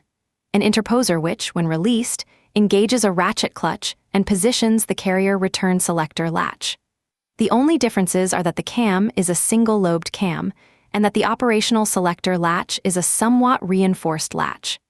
The cam follower is also used to drive the indexing, or line spacing, mechanism. On dual-pitch machines, the same mechanism is also used to drive the backspace mechanism. If you follow the yellow pencil, you will find its tip pointing at the carrier return engagement latch. Notice the cam follower immediately above the indicated step. On single-pitch typewriters, the cam follower is connected permanently to the indexing, or line spacing, mechanism. This means that on single-pitch machines, we will also have a line spacing operation every time we engage the carrier return mechanism. As you follow the latch upwards to the red pencil, you find that it is connected to a lever which is positioned horizontally in the front-to-rear direction. Let us simply state that IBM has produced a number of different carrier return selector latch assemblies, and that the shape of these parts varies considerably depending upon the width of the machine. By leading you through the carrier return mechanism on this machine, we attempt to show you a practical way of finding your way through a carrier return mechanism. No matter how many parts happen to be accumulated in this section of the typewriter, and no matter how different from this example your machine may look. By using our hand, we can conveniently move the rear tip of this lever downwards, simulating the action of the carrier return selector latch in the process of carrier return engagement. We find that this lever is fixed by means of a set screw to the shaft visible here, right next to the red pencil.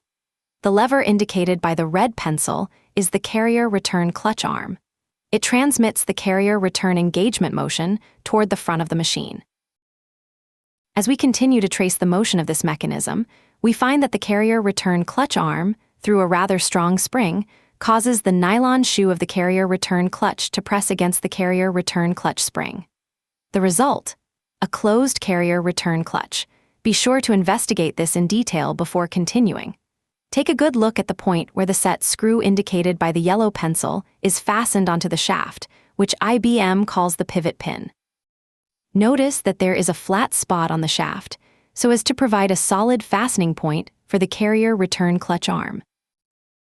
Let us see how well you have investigated your carrier return mechanism.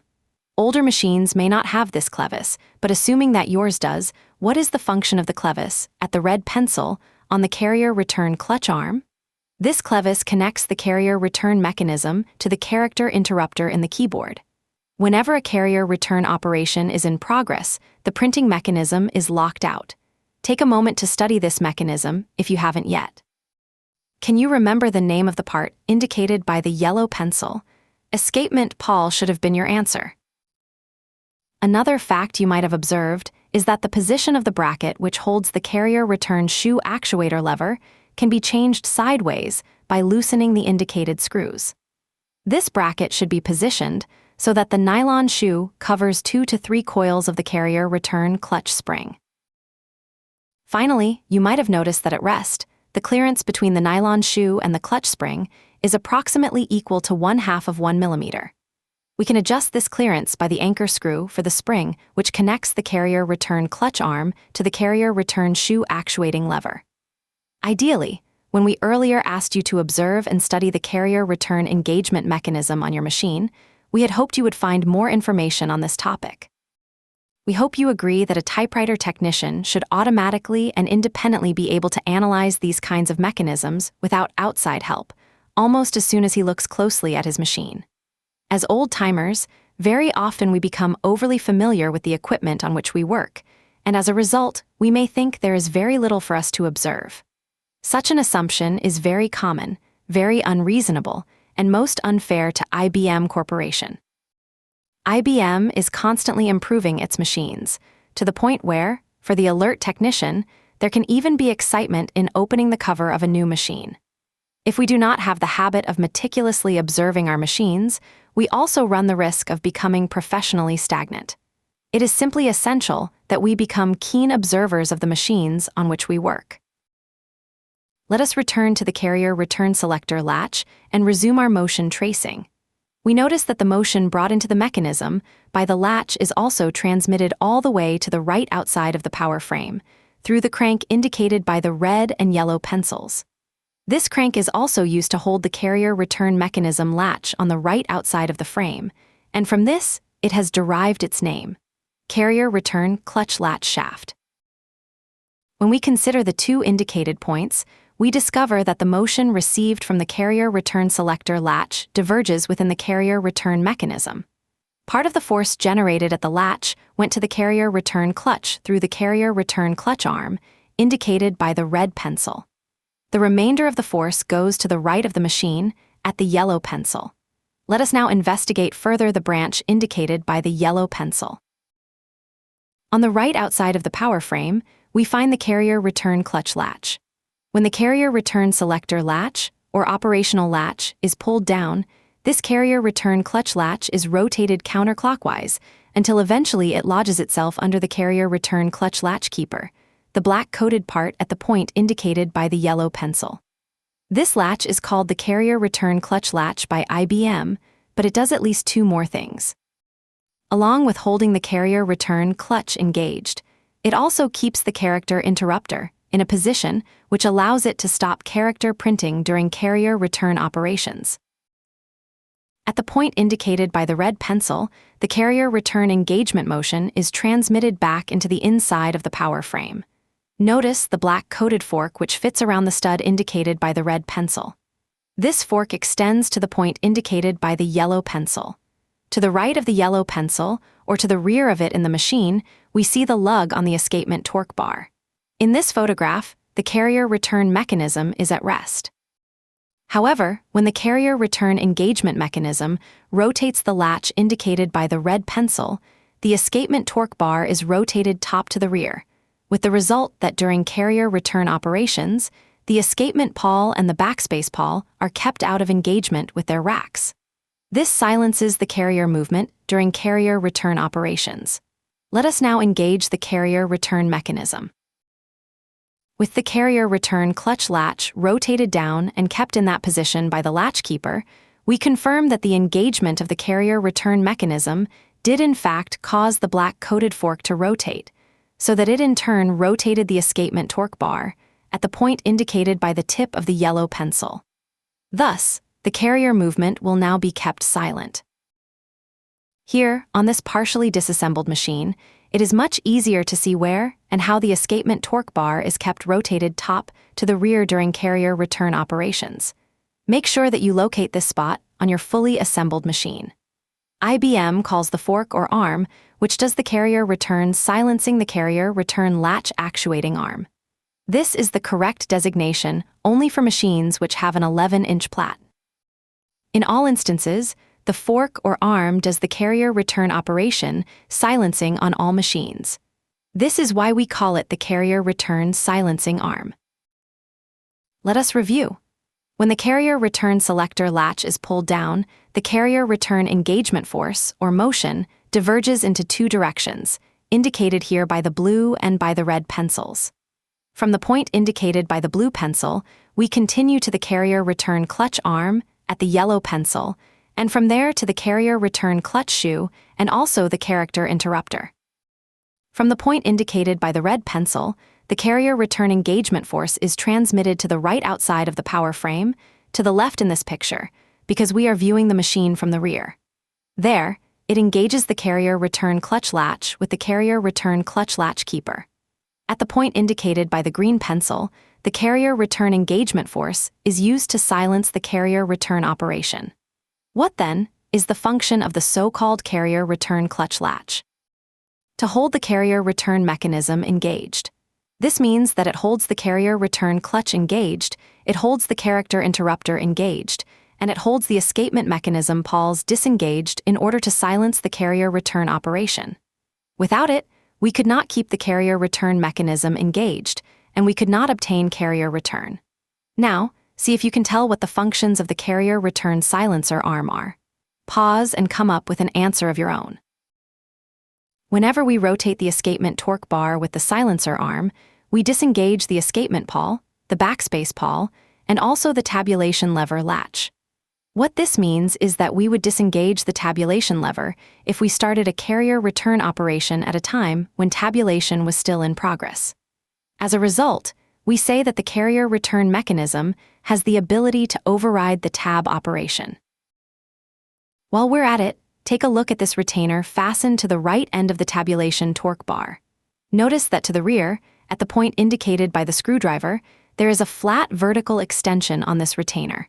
There is also a horizontal extension on this retainer, directed toward the left behind the torque bar. The function of the horizontal extension on the retainer is that of keeping the escapement torque bar in place. Notice the angular position of the retainer fixed onto the torque bar. On real old machines, you will not find these extensions. Once you have found this retainer, depress the tabulation torque bar and observe what happens on the rear side of the point indicated by the screwdriver. While a carrier return operation is underway, the depression of the tabulation key will rotate the carrier return mechanism latch keeper out of the way of the latch, thus overriding the carrier return operation. Tabulation, then, has the ability to disengage the carrier return mechanism if we depress the tab key while a carrier return operation is in progress. With this, we have concluded the theory of operation of the carrier return engagement mechanism. Now, we briefly turn to carrier return proper, and then to carrier return disengagement. When we depress the carrier return key and hand cycle the machine, we can observe the closing of the carrier return clutch. Once it has been closed, it should stay closed because of the engagement mechanism latch or the carrier return clutch latch. And as we continue to cycle the machine, the carrier starts to move toward the left. Meanwhile, no dragging of escapement pawls should be heard, and character printing should be interrupted. Again, if your machine is an old one, it might not have the character interrupt feature for carrier return operations. Early machines use the character interrupt feature only for shift operations. The carrier returns by the clockwise, or top to the right, rotation of the escapement shaft. In the process, the previously used negative power is restored again in the mainspring. Notice the latch indicated by the yellow pencil. It is mounted onto the carrier, specifically on the line lock bracket, and it is called the margin stop latch. The margin rack is indicated by the blue pencil. As the carrier moves toward the left, eventually the margin stop latch, at the yellow pencil, meets the left margin stop, indicated by the red pencil. At rest, the margin rack is held toward the right by this compression spring. But when the carrier meets the left margin stop, this spring will be compressed, since the carrier causes the margin rack to move leftward. On older machines, instead of the compression spring, we may find a leaf spring positioned on the left outside of the power frame. Just because this machine has been built in a certain way, other models do not have to look the same. Remember, IBM is constantly improving and updating its products. When the margin rack moves toward the left, it pulls with it the lug indicated by the blue pencil. This rotates the bell crank underneath it clockwise when viewed from above.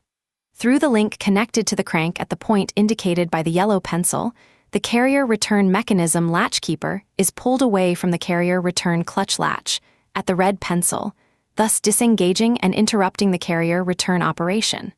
The typewriter is now ready for the typing of a new line. Take whatever time you need to examine this mechanism. There is also a right margin stop, which isn't really a stop. Its function is that of ringing a bell when a typing line is reaching its end, in other words, when the carrier approaches the right margin. As the carrier moves toward the right side vertical lug on the line lock bracket will rotate the bell ringer bell crank out of its way. The resulting rotation of the bell ringer bell crank is transmitted to a bail. When the bell ringer bell lever rotates top to front, it lifts and subsequently releases the bell hammer, thereby causing it to strike the bell.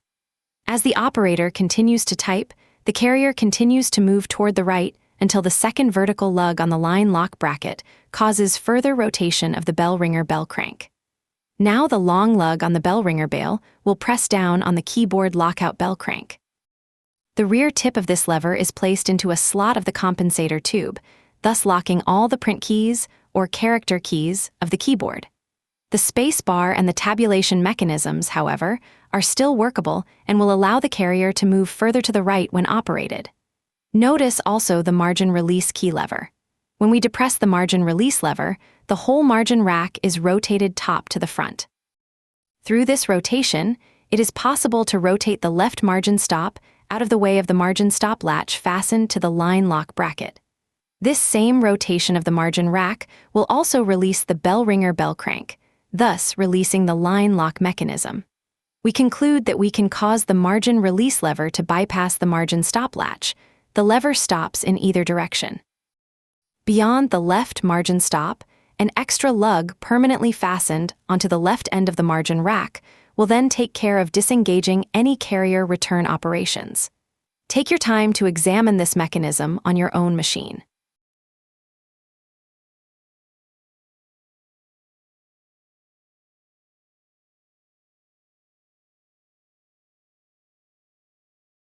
That clevis ties the carrier return mechanism to the character interrupter in the keyboard, locking out printing whenever a carrier return is underway.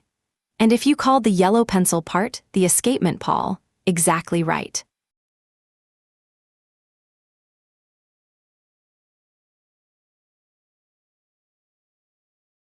If you said it rotates the escapement torque bar to disengage the escapement Pawl, the backspace Pawl, and the tab lever latch, you've got the whole picture. That's what keeps the carrier return silent, and it's also why a carrier return will override a tab operation still in progress. Before we conclude this program, let us indulge once more in basic mechanical concepts. So what if, earlier in the program, we observed that the distance between the carrier return shoe and the carrier return clutch spring is 0.5 millimeter? We must at all times be able to tell which is the fundamental adjustment for a certain condition. When someone tells us only that a certain clearance should be 0.5 millimeters without considering the rest of the mechanism, it doesn't mean anything. We must always be able to tell where the mechanism, and for that matter where the adjustment sequence, starts. Let us look at an example. While we explain it, you should follow along on your machine. Pause after every sentence or question if you wish. We shall now engage in tracing the carrier return mechanism backwards. We remember that at rest we had a 0.5 millimeter clearance between the shoe and the carrier return clutch spring. We adjust this clearance by turning the anchor screw which holds the actuator in place. But who holds the screw in position? We find that it is held by the carrier return clutch arm. Now who holds the carrier return clutch arm in place? We find that it is done by a shaft called the pivot pin in this frame. And who holds the position of the pivot pin? Now look at the small drawing in the lower right corner. It shows part of the carrier return mechanism as viewed from the right front of the machine. We find that the pivot pin is held in place by the carrier return latch lever or carrier return lever. And we see immediately that the carrier return lever is held in its rest position by a long adjustment screw mounted on a bracket anchored to the power frame. Whenever we change this adjustment, We also change the vertical position of the carrier return selector latch. The vertical position of the selector latch is always our first adjustment in any of the output mechanisms on this Selectric typewriter. If you take a close look at the pivot shaft of the carrier return latch actuating arm, which we call the carrier return silencer arm, you find that it is separated from the left-hand operational pivot pin. This is not so on machines with 11-inch platens. Now turn your attention back to the main drawing on the left. Here the pivot pin, shown in yellow, is one integral piece with the carrier return silencer arm. On 11-inch machines, the carrier return latch lever is really a bridge, of which one arm is labeled carrier return latch arm. This nomenclature mess isn't worth the paper on which it is written, and don't you let it disturb you. As a competent Selectric technician, you must elevate yourself above this confusion through clear-headed, logical, and sober analysis of the mechanisms which make the typewriter work. The adjustment screw which holds the carrier return selector latch in position is not shown in the drawing on the left, but it is mounted on the frame just as it is in the lower right figure.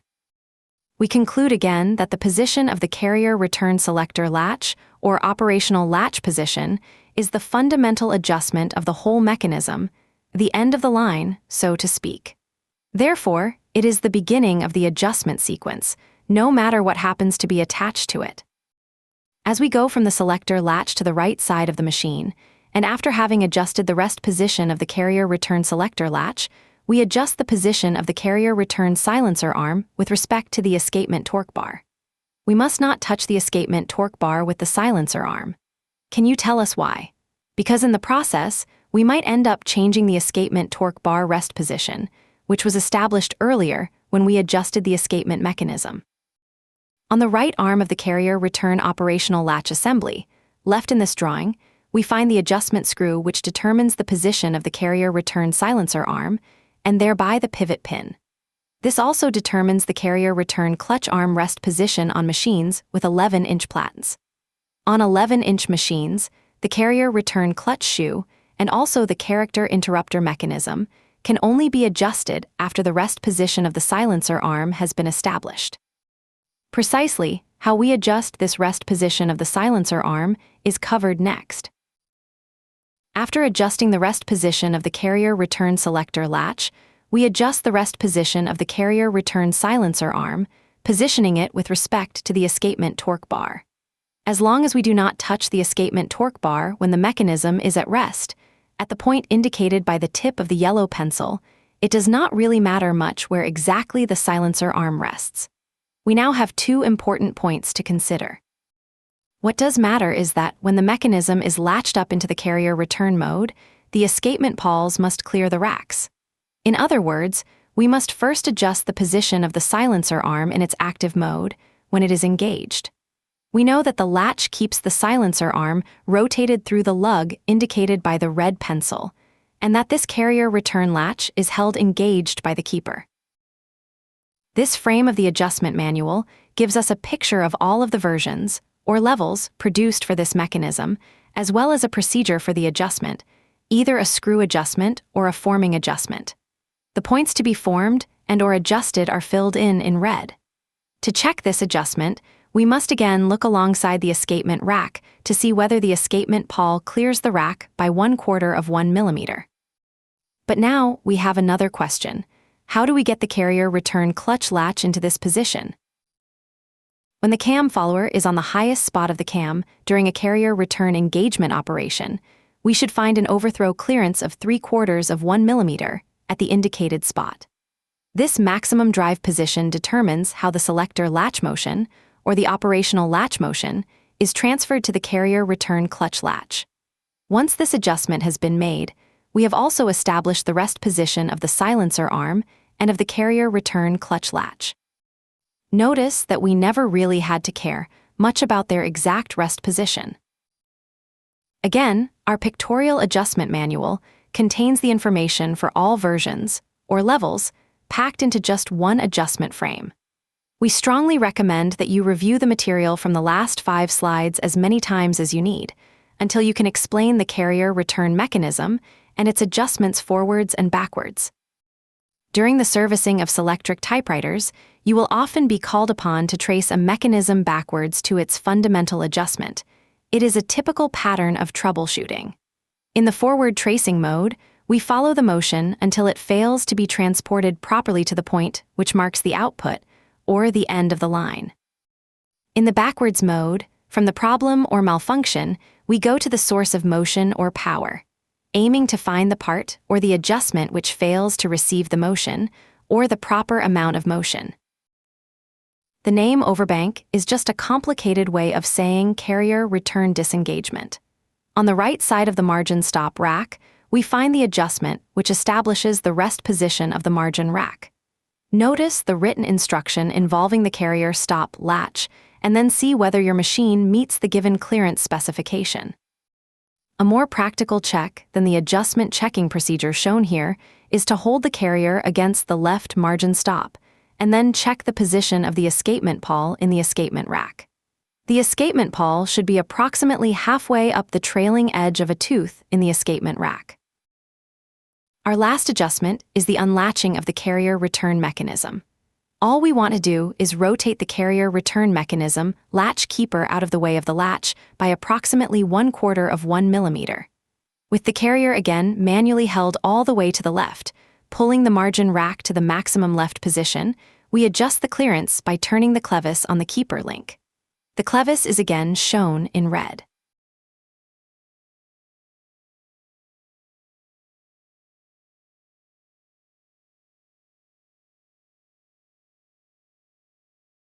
The answer lies in the maximum drive position. With the cam follower on the highest spot of the cam, you set a 3/4 millimeter overthrow clearance, and that transfer of latch motion is what carries the carrier return clutch latch under its keeper. The rest positions then take care of themselves. We have now come to the end of training program 10-2A on the IBM Selectric Typewriter. You have the option of continuing with learning program 10-2B or 10-3A. Program 10-2B covers the disassembly and reassembly of the negative power section of the Selectric typewriter. It includes cord removal and installation, as well as detailed tab mechanism adjustments. Learning program 10-3A covers the input section, or the keyboard, of the typewriter. Thank you for the attention and the time you have devoted to this program.